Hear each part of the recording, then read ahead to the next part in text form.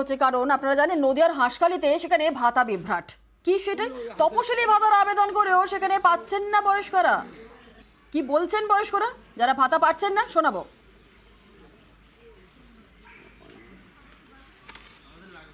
বহুদিন থেকে বার্ধক্য ভাতার জন্য আমি এবং আমার স্ত্রী বহু আবেদন করেছি, 12-13 বার ফর্ম ফিল আপ করেছি, অথচ আমার এখনও হচ্ছে না। এইচডিও সাহেবকে জানিয়েছি, বিডিও সাহেবকে জানিয়েছি। এরকম আমার মতো আমাদের এই জয়পুরে অনেকেই আছে যাদের বয়স 70-এর উপরে হয়েছে, অথচ তারা বার্ধক্য ভাতা পাচ্ছে না। বার্ধক্য ভাতা পান না?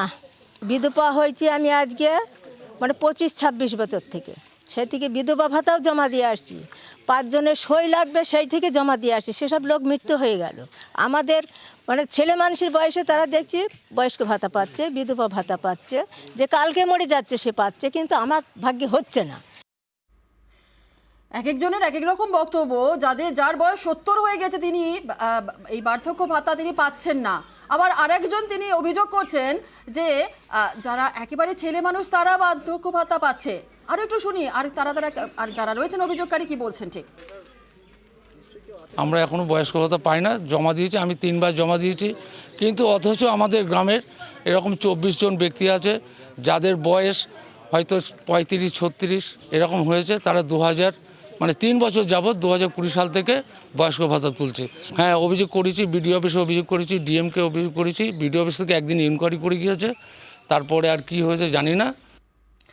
ভাতা যারা পাচ্ছেন না তাদের অভিযোগ তো শুনলেন, কিন্তু হাঁসখালি ব্লকের দক্ষিণ পাড়ায় বার্ধক্য ভাতা পাচ্ছেন এমন অনেকেই আছে যাদের বয়স 60-এর কম। কিন্তু কিভাবে? আমাদের সঙ্গে রয়েছেন আমাদের প্রতিনিধি রঞ্জিত, আরো একটু বিস্তারিত বলবে। রঞ্জিত, কিভাবে এই ধরনের ঘটনা ঘটলো?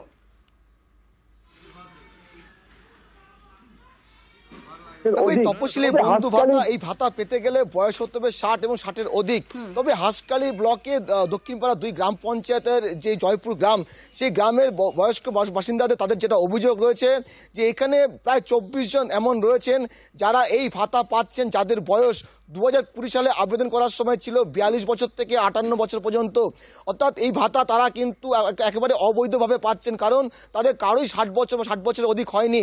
এই নিয়ে কিন্তু তারা হাঁসখালি ব্লক এবং জেলা শাসকের কাছে ইতিমধ্যেই তারা অভিযোগ করেছেন যে তারা আবেদন করে তাদের বয়স 70, কারো 65, তো কারো 78 বছর বয়স, তারা আবেদন করছে বারবার, তারা অথচ ভাতা পাচ্ছে না। অথচ কিভাবে এই 24 জন ভাতা পাওয়ার আওতায় এলেন এবং তারা সঠিক তদন্ত করে দেখাও, কারণ যারা সঠিক আবেদনকারী বা যাদের বয়স আদৌ হয়েছে 60-এর ঊর্ধ্বে তারা কিন্তু ভাতা পাচ্ছেন না। প্রশ্ন উঠছে এখানে যে 2020 সালে যখন এরা আবেদন করে তপশিলি বন্ধু ভাতার জন্য, তাহলে কি করে এই বয়সকে বাড়িয়ে গিয়ে তারা এই ভাতা তাদের নামে চালু হলো?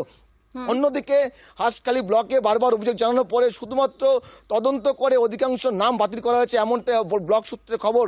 তবে এই যে ভাতা পাওয়ার ক্ষেত্রে যে নিয়মকে বুড়ো আঙুল দেখিয়ে করা হয়েছে তা নিয়ে কিন্তু প্রশ্ন উঠছে। ইতিমধ্যে জেলা শাসকের কাছে এই আবেদনকারীরা তারা আবেদন করেছেন যে সঠিক তদন্ত এবং তারা যাতে ভাতা পেতে পারে সেই ব্যবস্থা করা হোক। ইতিমধ্যে কিন্তু তদন্ত হয়েছে এবং কিন্তু হাঁসখালি ব্লক থেকে একটি কমিটি করে সেখানে কিন্তু তদন্ত করা হচ্ছে। পাশাপাশি যারা ভাতা পাচ্ছিলেন তাদের অধিকাংশকে বাতিল করা হচ্ছে, এমনটাই ব্লক সূত্রে খবর রয়েছে। বেশ বেশ বেশ একেবারেই রঞ্জিত। আর হাঁসখালি ব্লকের প্রায় 24 জন বাসিন্দা তপশিলি বন্ধু ভাতা পাচ্ছেন যাদের বয়স 60-এর নিচে। কি বলছেন তারা একবার শোনাবো। কত করে ঢোকে? 1000 টাকা। কতদিন ধরে পাচ্ছেন? কত সাল থেকে পাচ্ছেন আপনি? এই লকডাউনের সময় দিয়েছিলাম। আপনার 60 বছর হয়েছে? না। কত বছর? আপনার এখন বয়স কত? কত আছে তাও তো বলতে না, 45-46 হবে। আপনি আপনার স্বামী পায়? হ্যাঁ। কত? ওনার বয়স কত? ওনার 55।